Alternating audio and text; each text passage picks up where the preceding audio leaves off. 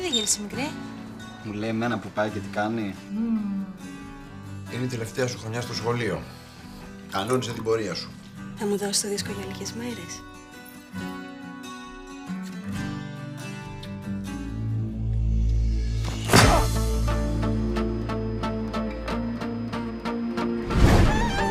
Η γυναίκα μου. Πού είναι?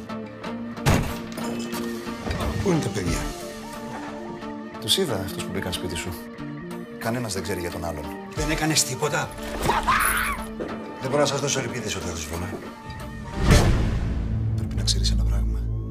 Αυτοί δεν περιποιούνται λουλούδια. Τι δουλειά έχεις με αυτό το φασίστα, ρε? Άσε τους μπάτσους να κάνουν τη δουλειά τους και κρατήσου μακριά.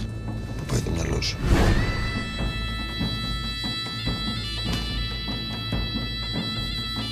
Τι έκανες! Λίζα! Εγώ φταίω. Εγώ φταίω για όλα. Έχεις τρελαθεί. Νομίζω ότι είναι ο φόβος. Αλλά δεν είναι. Είναι η τρέλα. Τι άνθρωπος είσαι? Εγώ μένω σπίτι μου. Εσύ μπορείς να πας στο δικό σου.